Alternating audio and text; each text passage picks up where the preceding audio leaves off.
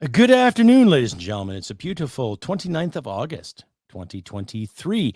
Coming up on this episode of the Crusty Up Tuesday Rant, topics will be homeowner tax in the name of equity, new mask mandates on the horizon, and the gender ideology and the pushback coming from concerned parents. All that and more coming up on the podcast. Please stick around. Listener and viewer discretion is advised because I do like to swear and smoke cigarettes and really speak my mind. If you don't like that, well, you can go elsewhere, but please stick around. See you in a bit. Hit it, sweetheart. Because I am hard, you will not like me. Yes, sir. There is no racial bigotry here. Here you are all equally worthless. From Western Canada, this is the Crusty Canuck podcast, a Canadian veteran's point of view on political, social, economic issues and life. Here's Crusty.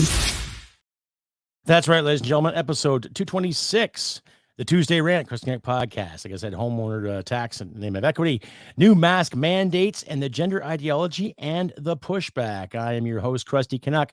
Welcome to this wonderful Tuesday afternoon. Hope everyone is feeling groovy and great. Because, well, the weather's still nice and we still got some summer left. So let's get outside and enjoy it to the best of our abilities. And if you like and hear what you see, please click like and subscribe, ladies and gentlemen. And please send me some comments, especially to my rumblers out there and to my tubers as well. Give yourselves a round of applause. I've had some great feedback in the past few days since my last podcast. Storms are Brewing Part 2. Now, I had some audio issues there. For you all, my apologies.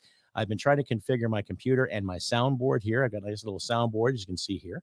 I'm not going to give it all of my trade secrets away, but needless to say, I'm going to sit here and just tell you all how everything is copacetic and groovy for all of us here too. If you hear a little buzzing, my apologies. I'm just trying to format more cordage here and try to get things on the go. So anyhow, make a long story short, like the title card says, we've got some issues in our politics today. Homeowner attacks in the name of equity, new mask mandates, gender ideology, and the pushback. So here's a story that comes from a Corey Morgan from the Epoch Times there, and how the governments are trying to still tax us to death in the name of, prosperity and all this good stuff too. And just other BS. What can I say other than it's just a joke?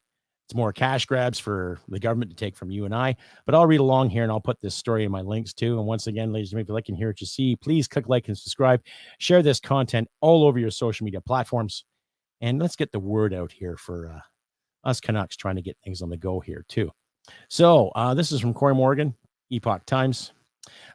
Featuring home equity tax advocate at the cabinet retreat amid housing crisis is a troubling sign. Yes, the Liberal Party of Canada recently had a retreat in Prince Edward Island where they were drinking lots of drinks and smoking Cuba Habana cigars and having a good time at the expense of the Canadian taxpayer.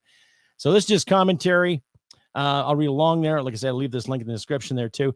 The housing crisis in Canada is getting desperate. Prices for purchases and rentals are skyrocketing across the country, and it's becoming a hot political issue. Young people and citizens on fixed incomes are particularly vulnerable as the cost of living rises. As counterintuitive as it may sound, the Liberal government may be considering imposing an equity tax on primary residents to deal with the housing costs. So that's that speaks for itself right there, ladies and gentlemen. If you order your own home and you're struggling to keep it up, we're just going to tax you all the same because, the less fortunate out there. Interesting.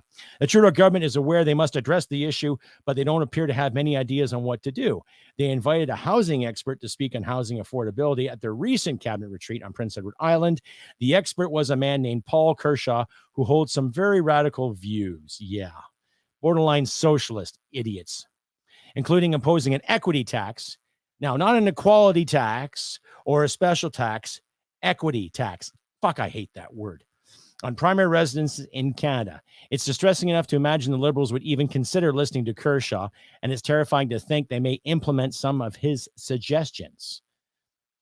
The Canadian Mortgage and Housing Corporation, CMHC, is a Crown corporation tasked with managing Canada's housing market and home financing programs. Now, to my American listeners, a Crown corporation means a company that's partially owned by the government, like our CBC. A lot of tax dollars goes into these places to make sure things are running smoothly. Yeah, right. The past 3 years, 4 years has proven otherwise. It's ostensibly an arm's length of organization from the government, but the entire board is directly appointed by the government. Yeah, go figure. The board. I hate that. The board. What does the board say? Board. Right? The CMHC has repeatedly flirted with the notion of imposing a home equity tax on primary residences in the last few years. Every time it hints at supporting such a tax, it quickly retreats in the face of public backlash. The organization just can't seem to give up on the idea, however. Paul Kershaw heads a think tank called Generation Squeeze. While the CMHC denies it's pursuing a home equity tax, it has twice given Kershaw's group payments to create reports on that very thing, once for $250,000 and again for $200,000. That's a lot of money to spend on something that supposedly aren't interested in pursuing. That is quite a bit of money. There's a lot of people who can get some decent homes for that price, or decent places to live while they get on their feet. But who am I, right? Kershaw's report to the CMHC reads more like a social advocacy mantra than a dispassionate paper on the merits of an equity tax. The language is torqued with the politics of envy, with statements such as, the hard work Canadians do every day in their job is taxed far more than the housing wealth windfalls gained by many homeowners while they sleep and watch TV, as it makes a case to tax homeowners. Okay, bud, Mr. Kershaw, how many Canadians and my Americans out there actually work their asses off just to get a fucking down payment on a house? Okay, especially now.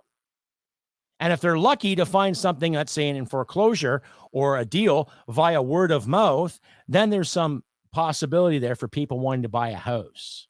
Okay, so don't tote this whole socialist idea about the working class Canadian not getting ahead. Because some of those kids that talk about socialism and equity and the spreading the wealth, they don't spread a goddamn thing. Some of them might spread their legs. Some of them just spew up their fucking uncertainties. Anyway, I digress. Most people have to save and scrimp for years to put together a down payment and qualify to make the leap into home ownership. They invest in maintenance and improvements on their home along with personal sweat equity. Sweat equity, meaning effort. If their home gains equity, it was earned. The language calling it a windfall and implying that equity grows as homeowners sleep and watch TV is not only grossly incorrect, but also insulting. Exactly. Is this the language Kershaw used in his presentation to the Liberal cabinet? Of course it is, because they want to perpetuate the whole victimhood mentality. Yeah, blame the government for the inflation, not the taxpayer. Kershaw's group feels if homes were taxed, it would somehow put downward pressure on home prices. Equity taxes may chill home investment, but it only disincentivize the construction of new homes, thus leading to less supply. Current homeowners would feel less inclined to sell or downsize their homes, as the equity tax would hit them, which, again, would crunch supply. The economic reasoning of Kershaw's report is bizarre and only make the home supply even tighter, too. So I will leave it at that, ladies and gentlemen. This is what they want to do. This is what these clowns want to do in the name of equality and fairness and all this wokeism and stuff too, especially when it comes to buying a home. Now, I know how tough it is. My wife and I, we had to scrimp and save. We needed at least a $6,000 payment to put on our house, and we were lucky. This is before COVID. This is before all this other garbage with the climate emergency and everything else that's been rammed down our throats the past few years. Okay. But here's something to think about. Here's a guy who received $250,000 to speak his mind at some kind of retreat, and another $200,000 to speak his mind in another retreat. So it's self-explanatory. We're constantly being peddled all of this perpetual, help me, I'm a victim. Oh, it's unfair to the working class. And yet all these clowns have done nothing but fuck the working class. Right? So not only do you pay a tax on your paycheck, pay a tax when you fill up your truck or your car, pay a tax when you get groceries, and pay a tax when you fart into the four winds, now you got to pay a tax for having a house. Spreading the wealth, eh? Well, we will have to spread our cheeks and get it up the butt from our governments. Stay updated and follow Crusty Canuck on Facebook, Twitter, Gab, Telegram, YouTube, and Podbean. Subscribe today and donate at crustycanuck.ca. And we're back, ladies and gentlemen. Welcome to the Crusty Canuck podcast, Rant, or the Tuesday Rant. And number 12, episode 226, homeowner tax in the name of equity, new mask mandates, and gender ideology pushback. I'm your host, Crusty. And once again, if you like and hear what you see, please click like and subscribe and share this content all over your social media platform. Help us Canucks out there get our words out too while it's still legal. And once again, thank you to my American listeners out there. I'm seeing my Podbean stats and my Rumble stats. It's going up. Thank you once again. You guys are awesome. I really, really appreciate the patronage. But if you feel like donating too, please follow the links in my description if you fancy donating. I'm trying to work on an Apple Podcast issue, and I have to get a business license to do that, plus a tax number so I can be taxed fairly in the name of both of our governments so I can pay my fair share. Isn't that nice? Isn't that really nice? Yeah. Another fair share. Up the chuff. Anyhow, carrying on with this episode, we will get into the new mask mandates. Now, I've been reading some articles from the American news outlets there too, in regards to projecting new mask mandates. And here's something that comes from MSN. It's basically just I would think a hypothetical, but needless to say, I am trying to get my head around this, trying to get more information about this, because I haven't seen any Canadian outlets mandate it yet. There might have been some rumblings on CTV in regards to this, but here's an article from, where was it here? Yeah, the Washington Examiner. I don't follow a lot of American newspapers. Sorry, it's just I'm Canadian. Sorry to my American friends out there. I don't know what the Examiner does. I know the Washington Post is very woke, so is the New York Times. They're very woke. But needless to say, I'll leave these links in my description for you to follow at your own leisure and come up with your own conclusion. However, basically the headline says COVID authoritarianism. And here we go again with probably more mandates, possibly more mandates coming in the future for the sake of, keeping us safe and secure and all that good stuff, right? Yeah, of course. Got to keep everyone safe and happy. Yeah, right. Anyhow, I'll just read along here. You guys can follow along. COVID authoritarianism is making its return in new mask mandates. Now, this is from 5 days ago, so 24th of August. The slow creep of the mask mandates for COVID-19 is returning again, and it must be rejected every area of life that petty bureaucrats attempt to impose those requirements. Mask mandates are already making their return to the bastion of liberal lunacy, that is higher education. Morris Brown College in Atlanta has reinstituted a mask mandate. Unironically embracing the broken promise of 15 days to slow the spread by setting an initial mandate of 14 days. It will also be enforcing social distancing, contact tracing, and quarantines. Interesting. They're going to track your phones. They're going to track what you do, what you eat, what you put in your nostrils, into your buttocks, and what you sleep with. Jawohl! Oh, my God. It goes on about David Weiss has no credibility as special counsel for the Biden investigation. We all know that Mr. Biden worries about his ice cream, then instead of worrying about the people he's supposed to represent. Rutgers University and Georgetown University have also mandated masks for students indoors. The authoritarian creep is also making its way back in the entertainment industry, with Lionsgate saying the LA County Department of Public Health is requiring Lionsgate employees and its headquarters to wear masks due to the cluster of COVID cases. Liberal media outlets are also pushing the return of masking, with both CNN and CBS News deferring to experts. I like that word, experts. I'm an expert because I poop where I eat. Oh, yes. And pushing people toward masking in the near future. Never mind that masking does not work to stop the spread of COVID, as we saw through the pandemic, and was concluded again earlier this year by a global group of scientists. The COVID authoritarianism is on its way back, whether the science supports it or not. Now, there's some video links in here too. This must be rejected outright in any idea of life before it makes its way back to every area of life. Mask mandates were a failure. I agree. They had marginal positive impacts at best and were destructive at their work, particularly when it came to children. Precisely. If mask mandates are humored in Hollywood and the liberal universities and media outlets, it's only a matter of time before those mandates are being pushed again to businesses and schools. So, an interesting tidbit there today, Mr. I forget his name, the Whistle Stop Cafe owner. Nice guy who was acquitted of all his charges, which is good. But what did that cost him in the long run, right? He's still operating his business, which is fantastic. He still has his livelihood, and he's still good to go as a human being and as a Canadian and as a patriot. So what gets me with these mandates that might be limmering or lingering or looming around the corner, you know, that I'm going to get me some more mandates there. What's that going to mean for you, my American listeners and Canadian listeners, my Canadian friends, my American friends, my friends all over the world? What's it going to mean to you? How is that going to help us in the long run, ladies and gentlemen? How is that going to help us? How is that going to make us safe? Right? How is that going to make things easier again? We've also seen all of our leaders and bureaucrat know-it-alls alike hop on a plane, travel here, hop on a plane, travel there, hop in a car, drive here, drive there, while us little plebs and minions were locked away and told when to go to work and when not to go to work. Oh, isn't that just fantastic? Said no one. So keep that in mind. Keep that in mind if they start pushing it, especially north of the border, my Canucks, especially north of the border. It's also time to push it fucking back. That's the thing.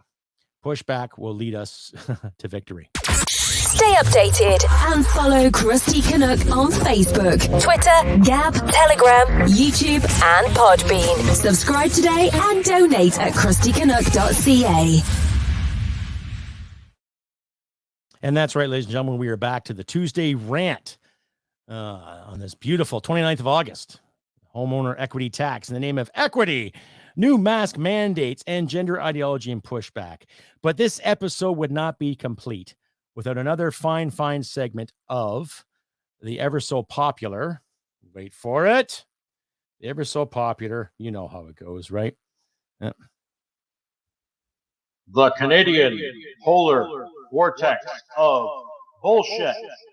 That's right, ladies and gentlemen. The infamous Canadian polar vortex of bullshit. We've had many winners over the past little while, many individuals that have achieved Nobel Award, Prime Minister Trudeau, Mark Mendocino, of course, Stephen Gobert, and the lovely, ever so unintelligent Deputy Prime Minister Chrystia Freeland, which brings me to this fine episode dedicated to Miss Freeland and her infinite wisdom, especially when a grown-ass woman who was recently caught speeding, correction, sorry, auto tech there, recently caught speeding in Alberta. And this is after she confessed to not having a car to the fine people of Prince Edward Island. And this is after she made a point of saying we're all polluters many years ago in regards to what we use for our vehicles, i.e. gasoline. So without further ado, this episode's winner of the Canadian Polar Vortex of Bullshit Award goes to none other than, of course, Miss Chrystia Freeland. That's right. Yeah, give yourselves a round of applause there, Chrystia.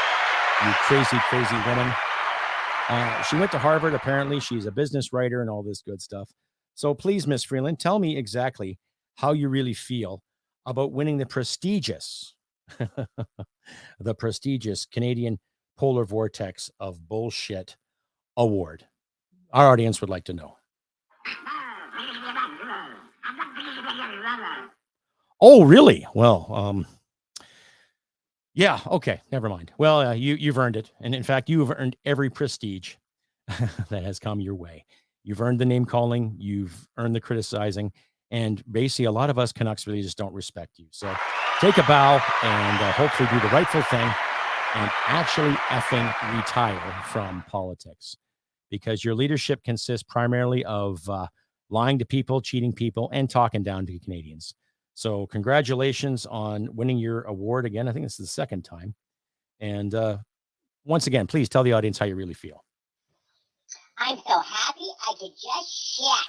Well, I hope to God you use toilet paper if that doesn't cramp your environmental policies. But yeah, I see your point, and keep up the good hygiene practices, because you sure as hell can't lead. Anyhow, ladies and gentlemen, this has been another segment of the infamous The Canadian polar vortex of bullshit. Yes. Way to go, Miss Freeland. Congratulations on the well-deserved, respected award. Right back after this. Stay updated and follow Crusty Canuck on Facebook, Twitter, Gab, Telegram, YouTube, and Podbean. Subscribe today and donate at crustycanuck.ca. That's right, ladies and gentlemen. We're back to Crusty Canuck Podcast, episode 226. The Tuesday Rant. Yes, this week's episode. We're going to talk about the homeowner tax in the name of equity, new mask mandates, gender ideology, and pushback. So that brings us to the conclusion of this episode. Gender ideology and pushback, ladies and gentlemen.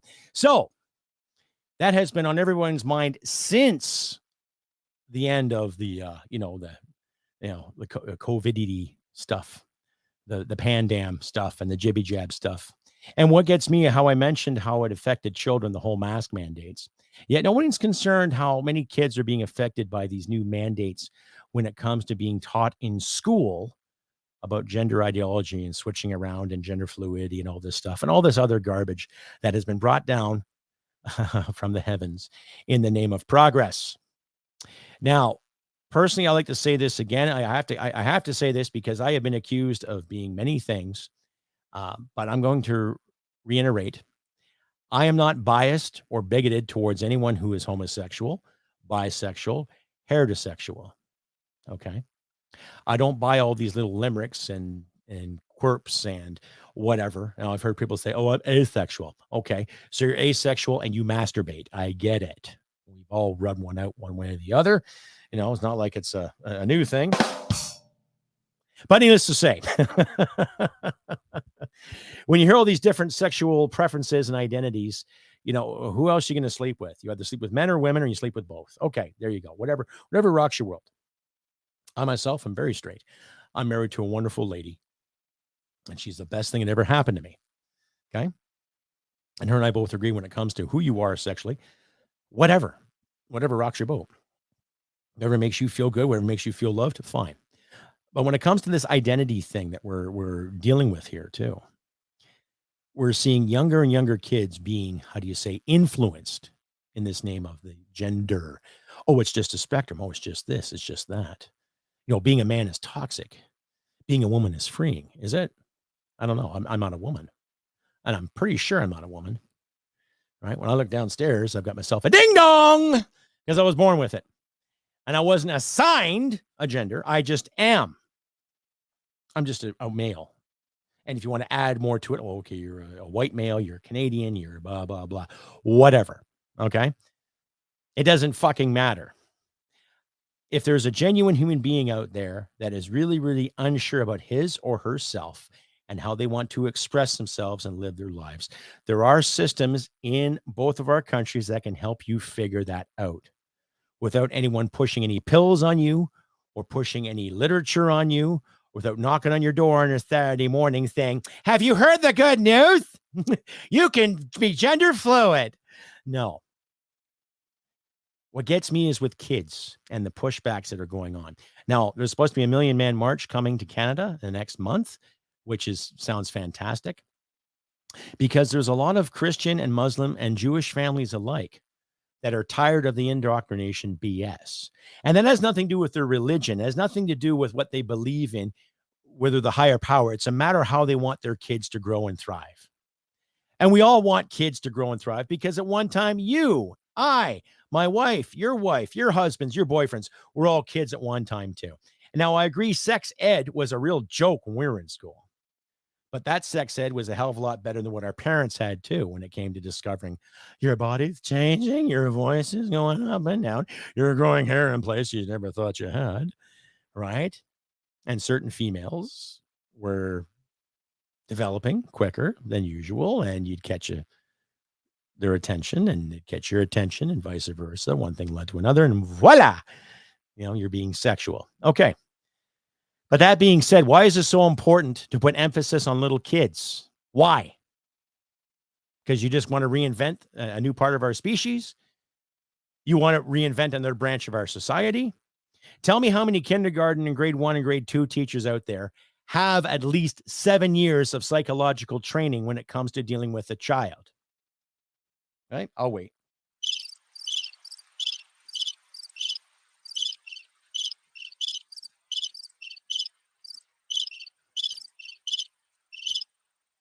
Mm-hmm.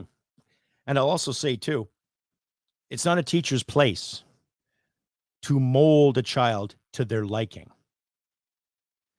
That's what parents are supposed to do, to make sure they grow up to be functioning adults, to make sure they grow up to be prosperous and giving and part of the community. Now, there are kids out there who've had a bad go. There are people in my life that came out of the closet in their 20s and they had such a rotten go in their teen years. I understand that. Okay. But they weren't forced to dress a certain way. They weren't forced to become a certain thing when they came out. Right. And there are a lot of old guards out there, some old school adage that still hurts people. I don't agree with that. You know, if two men want to fall in love and carry on, go ahead. Two women want to fall in love and carry on, go right ahead. If two men, three women, 5, 6, 7, whatever, you know what I'm getting at here. I don't care. Just protect yourself, wear a condom. Don't lie, don't cheat, don't steal, don't hit people and take their stuff. But just keep promoting this ideology down kids' throats. We're not allowing child innocence. If little Billy's playing with a Lego set 1 minute and then he hits puberty and he wants to dance and be a little effeminate and hang out with the girls, maybe little Billy's gay. Or maybe he isn't. There's quite a few effeminate men out there that are straight as a nail, that love the company of a woman. Right? And there's just lots of women out there that tend to be a little more masculine than some of those men. Okay. And it's not toxic. It's not lethal. It's not terrible. It's just how people get along. But when society and the state steps in and says, oh, Billy, we know it's your little effeminate. You're playing with dolls, so you must be a girl. We're going to help you transition into that. Or Beth, you're playing hockey with the boys and you like the rough and tumble, so you must be a boy. We're going to help you transition with that. Oh, you don't want to tell your parents? Okay, we'll keep that secret between us. I remember PSAs back in the 1980s where if anybody of authority treated you like that, you told your parents right away because that individual was setting you up for something fucking terrible, like molestation. What's different than it is now? You get all these diehard liberals and these blowhards screaming and yelling, oh my God, equality, unfairness. No, you have the opportunity to express yourself fairly, but you don't have the right to force it down kids' throats. Just like I don't have the right to force my beliefs down your throat. You don't have to watch my show. You don't have to listen to anything I have to say. You can flip the channel, choose another video, turn off the television, turn on the television. You have that choice. It's just I find with all these advocates and these activists, right? Oh, we need allies. Well, you at war. You have the right to go to work. You have the right to go to school. You have the right to dress any way you want to.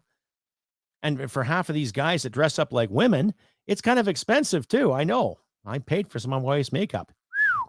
Oh, wow. Holy shit. But needless to say, go ahead and express yourself fine.